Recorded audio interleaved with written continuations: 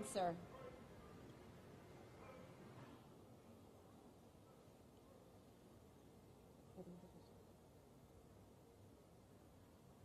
Let us pray. Our eternal God, as we enjoy the many blessings that come with living in America, we recognize that these freedoms were bought with the blood of America's military service members. Truly, as your word says, greater love has no one than this, that he laid down his life for his friends.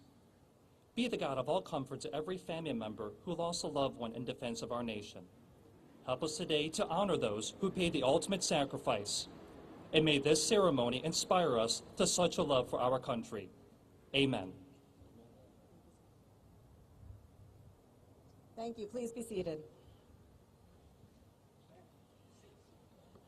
On Memorial Day, we honor all those who made the ultimate sacrifice, protecting our nation and our freedom. We are so pleased and we feel so privileged that you have chosen, of all the places that you could be today, to choose and to honor and to remember right here, right next to this legendary aircraft carrier that we call Intrepid. Throughout Intrepid's history, more than 250 of its sailors gave their lives aboard this ship and in the skies above. Many of the brave men who served with those are here with us today. May I ask at this time that all our Intrepid former crew members please stand, be recognized.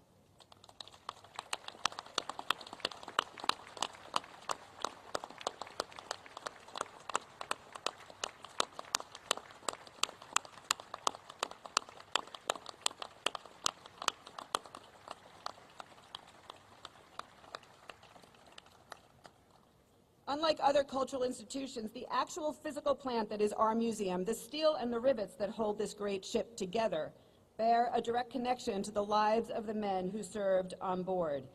We understand it is our responsibility to honor Intrepid's gloried past, and it is also the responsibility of all of us to remember all the servicemen and women who paid the ultimate price for us. Intrepid in its time of active duty was remarkable, engaged in World War II, the Cold War, Vietnam, and the space race. Now, as a museum, Intrepid has become a landmark institution in New York City, offering educational and programmatic learning opportunities to every population. We use personal experiences and this massive wonder of technology to educate and inspire our future generations and to launch those generations towards greater achievements in science, engineering, aviation, and service, the fields that have become integral to Intrepid's history and most critical to our nation. We offer STEM education programming that reaches 55,000 school children per year, the majority of whom are underserved. We provide sensory-sensitive programming for those with autism, cognitive disabilities, for those who are deaf and hard of hearing, blind and visually impaired, and for those with dementia. And we offer numerous opportunities to experience the museum free of charge in order to break down economic barriers. For our veterans and our military personnel, we are so proud to offer some very special programming, particularly for those who return with combat-related trauma and other stressors. Our military family programs, they provide a safe space, a supportive museum experience for returning service members and veterans from all conflicts, with the aim of building community and to ease the transition back home. Our Intrepid After Hours program, they offer exclusive access to explore the museum and its collection, and an opportunity for veterans to express their own military stories and experience everything together.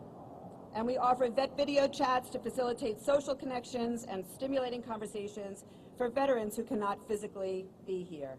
The Intrepid Museum is accessible to all veterans, regardless of distance, finances, or abilities.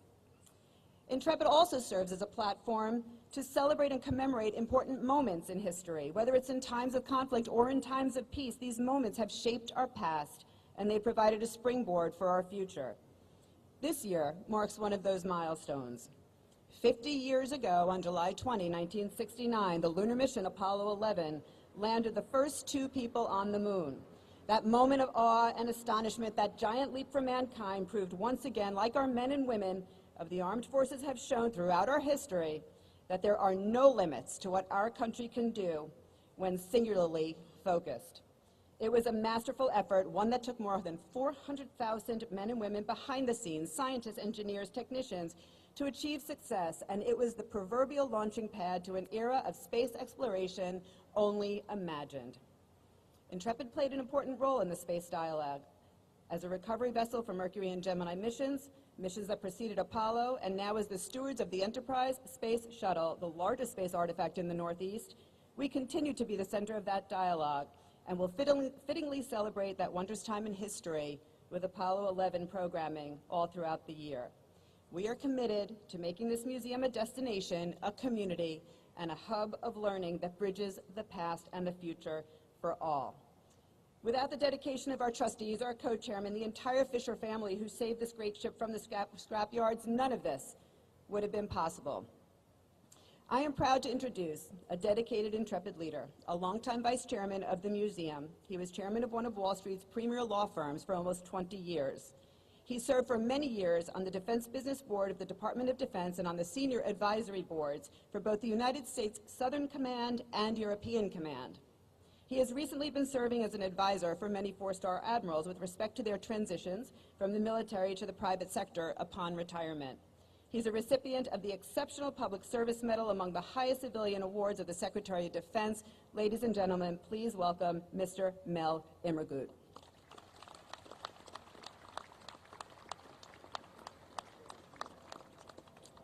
Thanks, Susan. Memorial Day is our annual holiday for remembering those who have died while serving their country as members of our armed services. We are truly blessed today to have as our Memorial Day speaker on Intrepid Admiral Bill Moran, the current Vice Chief of Naval Operations. This summer, Admiral Moran will become the 32nd Chief of Naval Operations, which will make him commander of the entire United States Navy, the most powerful and largest naval force in the history of the world. A few years ago, we began a new tradition at our Memorial Day service, having an important representative of one of our allied naval forces as a guest on Memorial Day. We started 3 years ago with the Minister of Defense of Colombia, who was followed by the head of the Canadian Navy, and then last year from the German Armed Forces, the Deputy Supreme Allied Commander Transformation of NATO. This year, we're privileged to welcome as our distinguished Allied Forces guest, Commodore Andrew Betton, British Naval Attaché to the United States. He works closely in that capacity with our global forces, and it is an honor for us to have such an important member of our crucial NATO allies' excellent military. Welcome, Commodore Betton, and thank you for joining us today.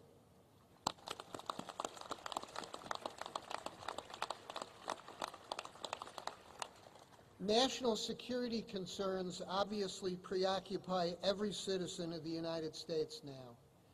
Terrorism, aggressive foreign state powers like North Korea and Russia, relations with friendly countries like members of the NATO alliance, budgetary constraints, a host of other issues make our military as important now as it has been in any time in our history.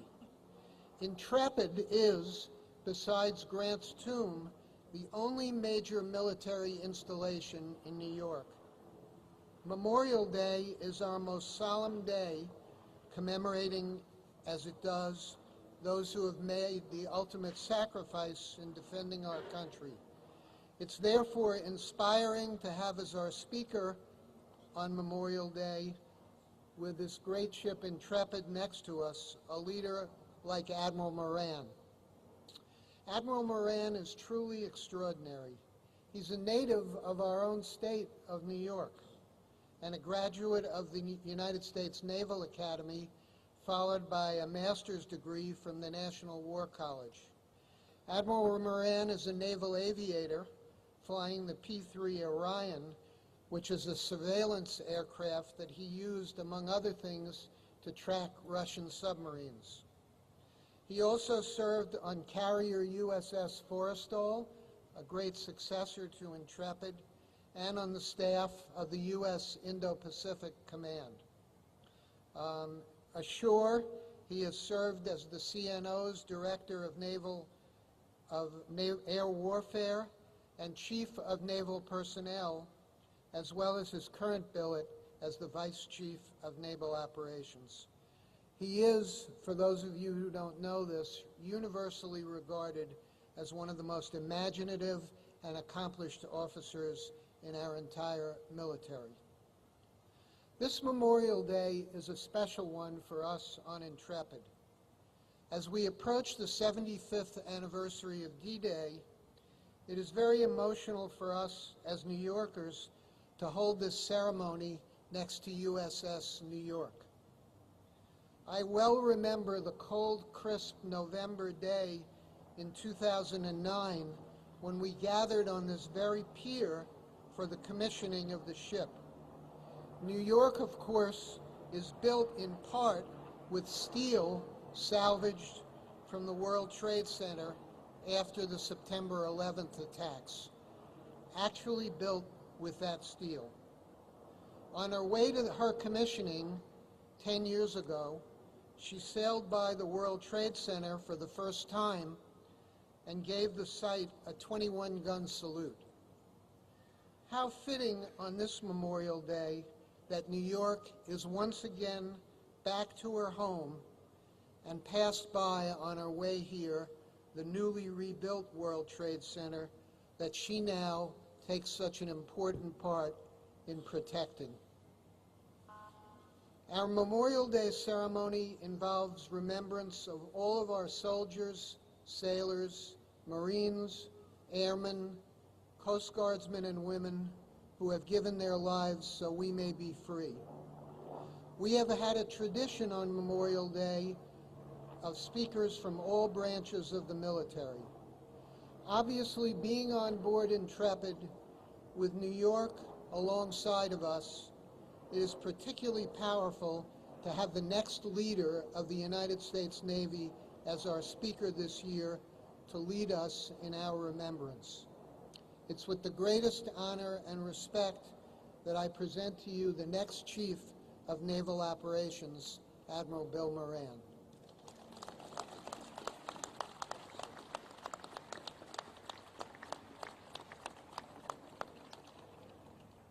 Well, thank you, Mel, for a very kind introduction. Probably over the top just a bit, but that's what you get in New York, isn't it? But make no mistake, the honor is all mine to be able to participate today along the banks of the Hudson River with a great active duty ship on one side and this historic museum and warship on the other side.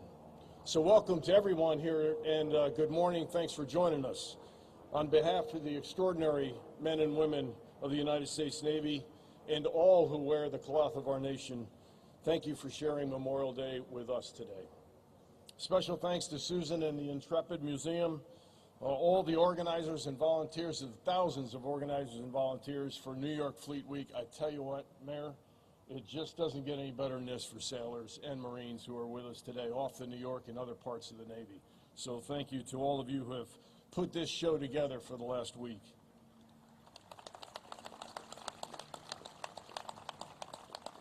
Mayor de Blasio, Commissioner Sutton, and our foreign allies and partners who are here today, thanks for joining us. And finally, and most especially, for all of our veterans and our active duty military, if you're a veteran or active duty, please stand and be recognized on this beautiful day.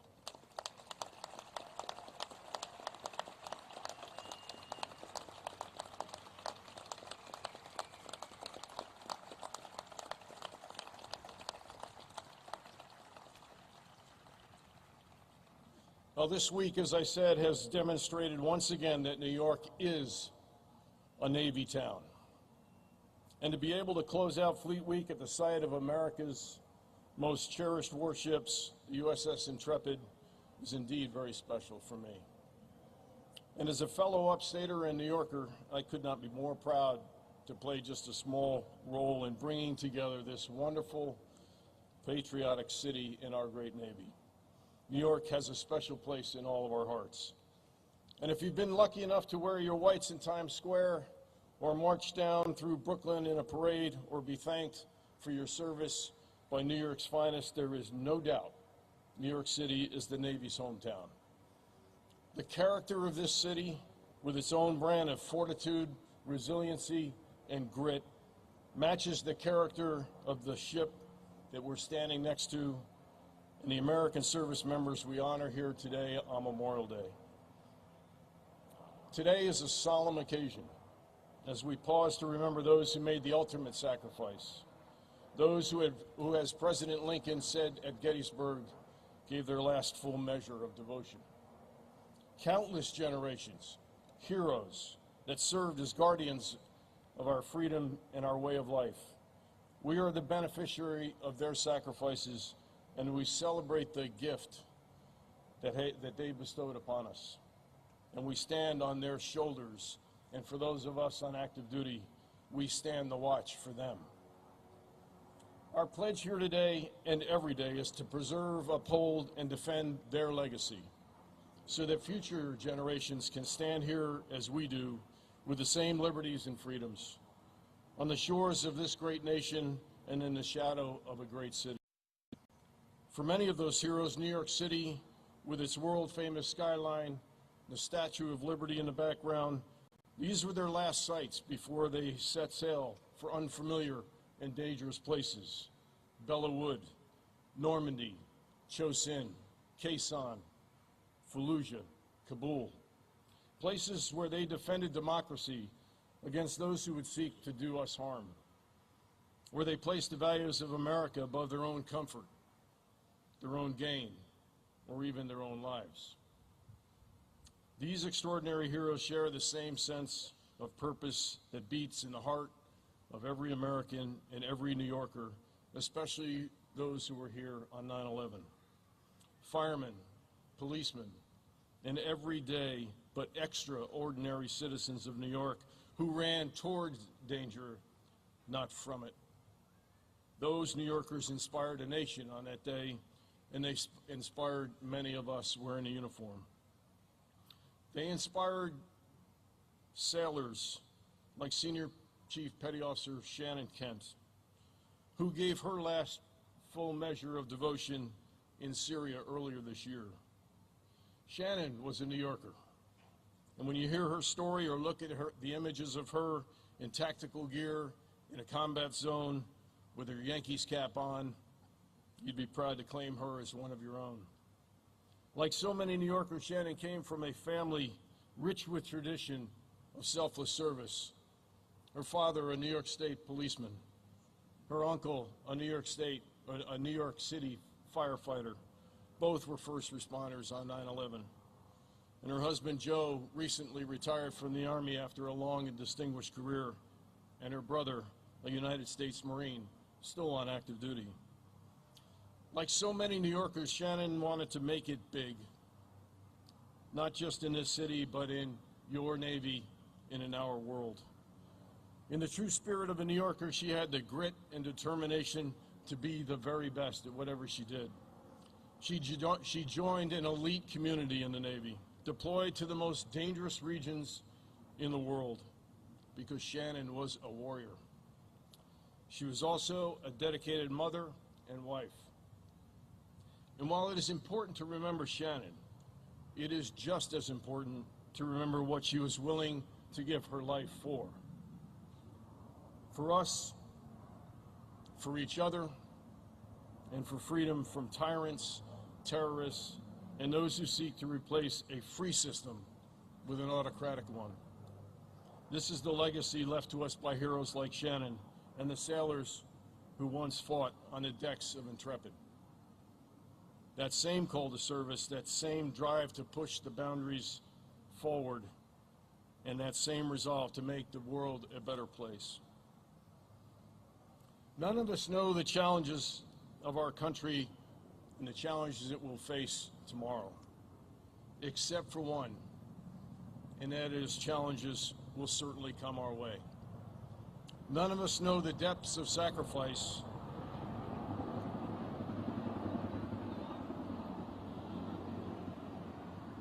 That, ladies and gentlemen, is the sound of freedom. Navy helicopters.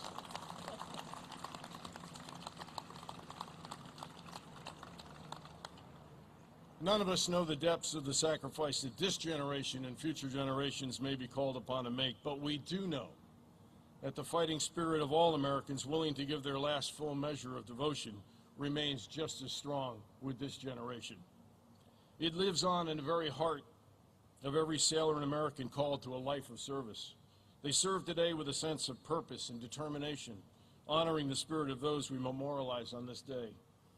And I have to believe that the heroic sacrifices of Americans like Shannon Kent is never lost. That the character of women and men who serve today and in the future is inspired by what others have done and represents what's best about the Navy, about New York City, and about this great nation. Please leave here today knowing that it is so important to honor those who gave their lives for this country, because gratitude, publicly and strongly professed, is the great motivator for fearless warriors in our armed services. And because the faith that Americans have in all of us in uniform serves to provide stability throughout the globe. So God bless this great city. God bless this great land we call America, and bless all of those who gave their life in service to their nation. Thank you very much. Well done. Thank you. Thank you. Well done.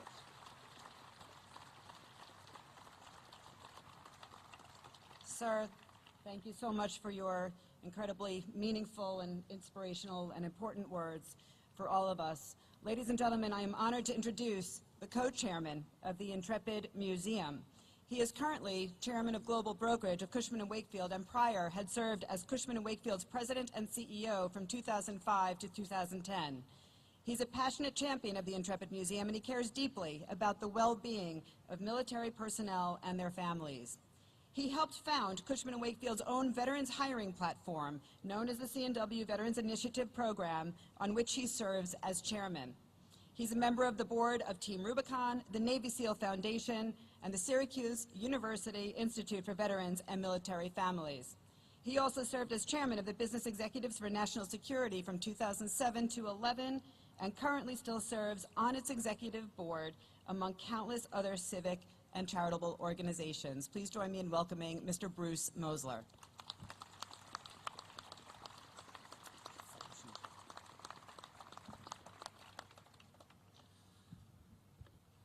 Thank you, Susan, for that very kind introduction, and for all that you and the entire Intrepid team do to make this a world-class institution. Admiral Moran, well, go ahead.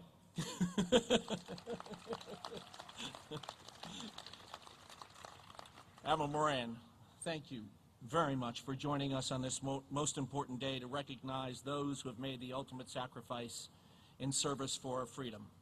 And as Susan said, we appreciate your most important and thoughtful words. Mel, my fellow trustee and great friend, as always, it is great to see you here on this solemn occasion. I also want to take a moment to thank the Board of Trustees, all of them, especially my co-chairman, Ken Fisher, and the entire Fisher family for all that they do for our men and women in uniform. Ladies and gentlemen, we gather here on a solemn occasion, a day that our nation sets aside to remember those who have given their all. We would do well to remember the poignant words of President James A. Garfield at the first commemoration of Memorial Day on May 30th, 1868, when he said, "We do not know one promise these men made, one pledge they gave, one word they spoke, but we do know they summed up and perfected by one supreme act the highest virtues of men and citizens. For love of country they accepted death, and thus resolved all doubts and made immortal their patriotism and their virtue." It is fitting that we're here at Intrepid to honor their memory, for Intrepid is indeed hallowed ground. Famous for her rich history of service to our country, she carried men and munitions in World War II, Vietnam, and the Cold War. She knew battle, danger, attacks, and certainly loss of life. But she also knew incredible acts of heroism by her crew, and thus ultimate victory. As you've heard, more than 250 of her sailors gave their lives on this ship and in her aircraft. Intrepid, therefore, is symbolic in that she is a constant reminder that freedom is not for free. It comes with a heavy cost and requires great courage and extraordinary sacrifice. So I'm going to do this again. I'd like to ask our Intrepid crew and all those who have and are currently serving in our military to please stand up once more and be recognized.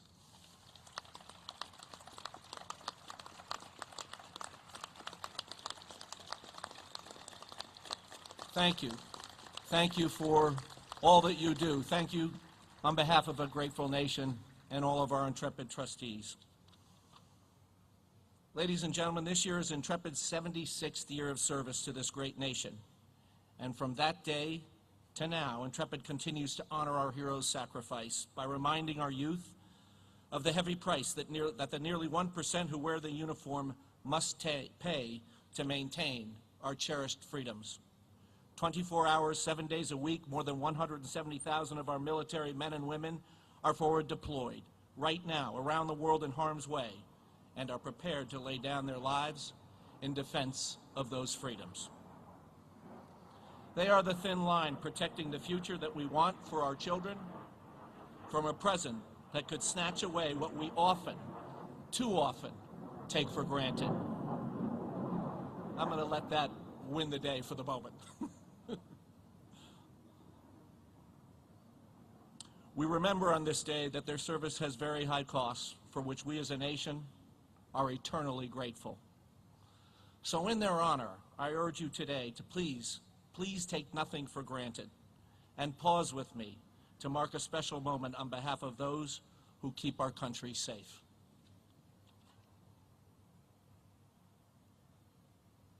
Ladies and gentlemen, because we know our national security carries a cost, we must be vigilant and clear-minded in assessing our standing around the world. We as a country are at a serious inflection point in world affairs.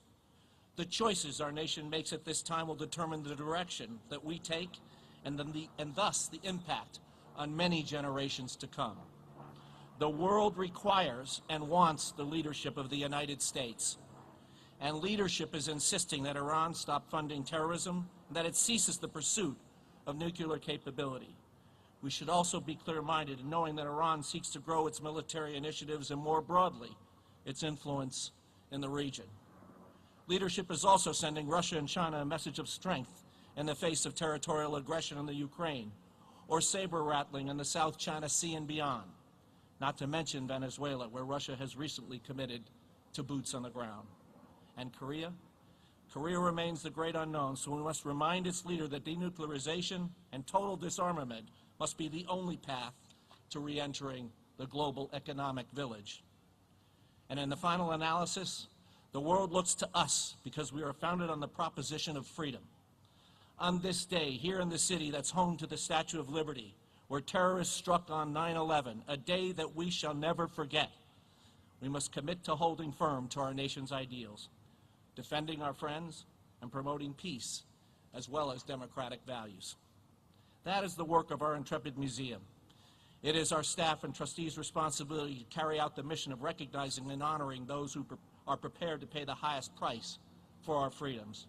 They educate, inspire, and pass on to the next generation both the hope and responsibility that has motivated all whom have served on this ship. It is now my privilege to introduce the leader of our great city, Mayor Bill de Blasio. He is no stranger. Go ahead, please. He is no stranger to the cost of service, as his father served in the Army in the Pacific Theater in World War II. The mayor is committed to continuing his life's work of building a stronger city known for opportunities to all, while continuing his ongoing commitment to serving a city that cares deeply about its veterans. One great step in that effort being the appointment of retired Army Brigadier General Laurie Sutton as Commissioner of Veterans Affairs. Commissioner, thank you as always for joining us on this most important day. And now, Without further ado, ladies and gentlemen, the 109th mayor of our great city, Bill de Blasio.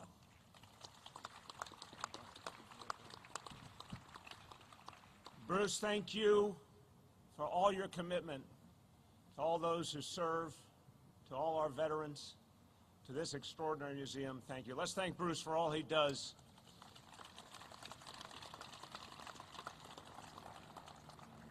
Now, Admiral said powerful things, but he said something very provocative, too. He said we in New York City are over the top sometimes.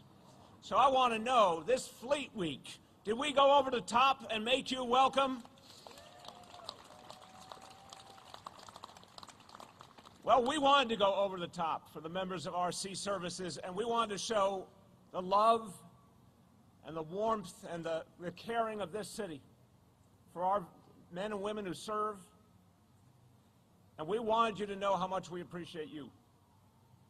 So I have heard so many wonderful stories of men and women in uniform walking down the streets of our city and being surrounded by a crowd who wanted those selfies, who wanted to invite you into their restaurant, who wanted to give you their advice. New Yorkers like to give advice. Did you notice that? Well, we just want to say thank you to all those who serve us. And Fleet Week is a chance to do that, a chance to pour out our love in a very special way. And a few days ago, I had the honor of touring the USS New York. And I want to say to all the men and women who serve on the New York, they have honored this city. They have honored those who lost their lives on 9/11 and all those who served on 9/11 in the rescue and recovery. If you go through that ship, it is not only a key element of our Navy protecting us, it's also a living memorial to everyone who on that grave day gave their all and gave their lives. Let's just salute everyone from the USS New York and thank them.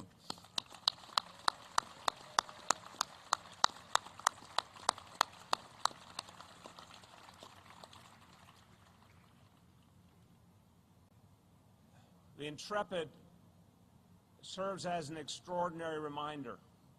The story of this ship, it constantly reminds you when we're fighting for freedom and fighting for what's right, we don't give up. This ship took many hits, but the sailors and the Marines on the Intrepid never, ever gave up. And we honor and thank all of you. And to everyone who has made sure that this museum is here for all of us, to Bruce and to Mel, to Susan, you've done something extraordinary.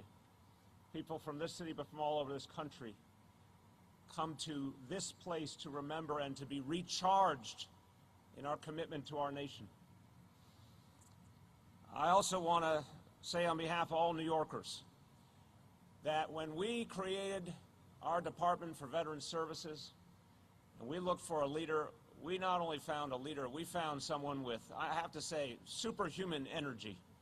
And anyone who has worked with Commissioner Lori Sutton will agree with that statement. Lori, thank you for all you do for our veterans.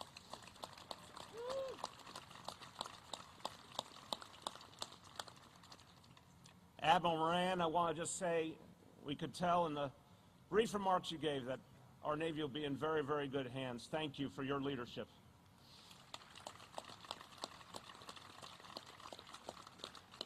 And Commodore Benton, we welcome you, and we welcome and respect the alliance.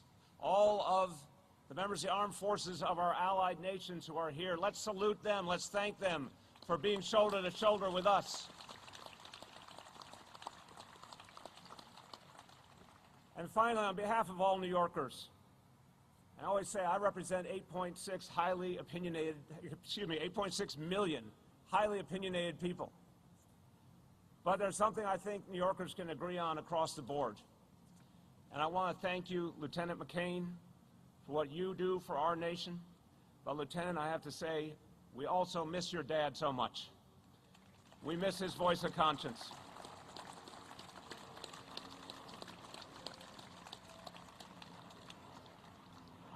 So today is a day to remember, but we have to remember with all our hearts. We'd never want Memorial Day to be something that people just see as a date on the calendar and they just think of it as another holiday.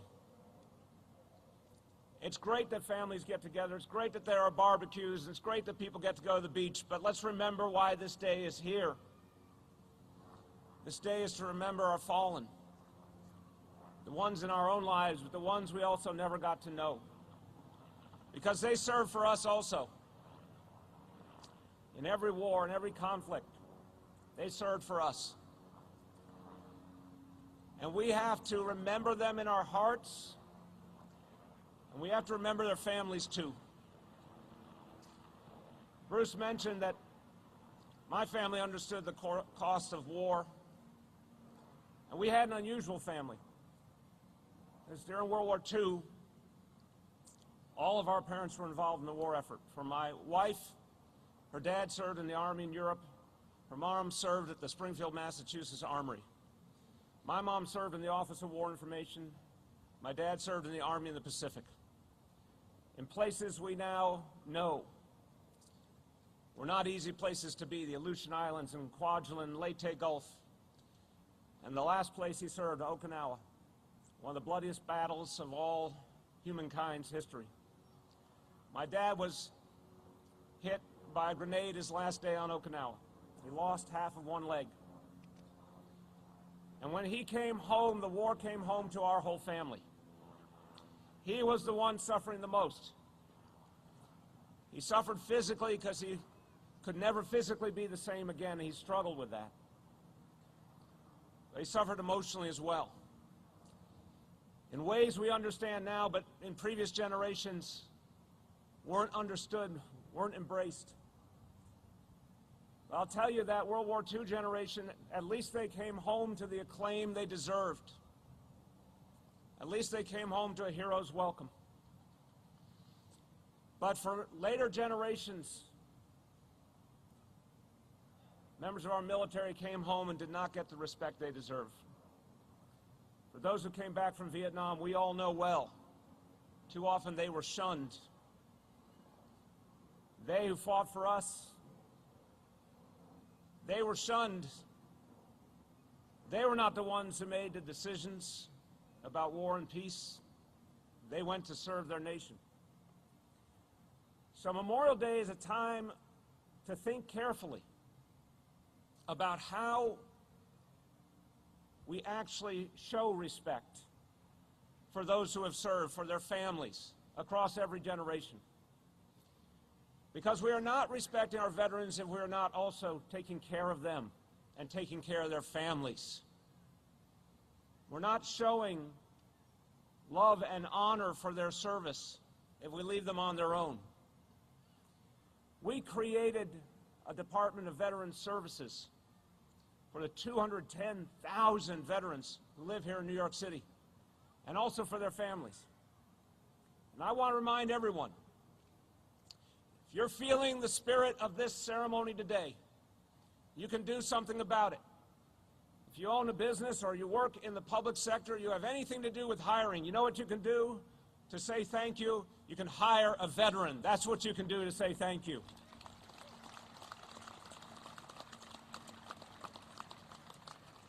You know what you can do that's equally important? You can hire the spouse of a veteran, because that helps that family too. And we are doing that in this city, in our government, but also with our private sector. We're reminding them every day, and we're providing the training to ensure that our veterans and their spouses can have the employment they deserve. And we're saying out loud that we've got a lot more to do. And this is a very, very patriotic and nonpartisan day. This is something that should unite us all, unite every one of us. We've got more to do for our Gold Star families, don't we? We've got more to do to help them. We've got more to do to help our veterans. We should not have a single homeless veteran anywhere.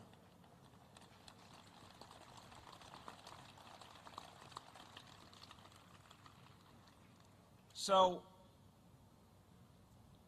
when we think about this day, Let's be, in our own way, as good as the people we honor. Let's try in some small way to live up to their example. Our lives today are a lot more comfortable than those of our forebears, and therefore we have much more ability to reach a hand and help those in need.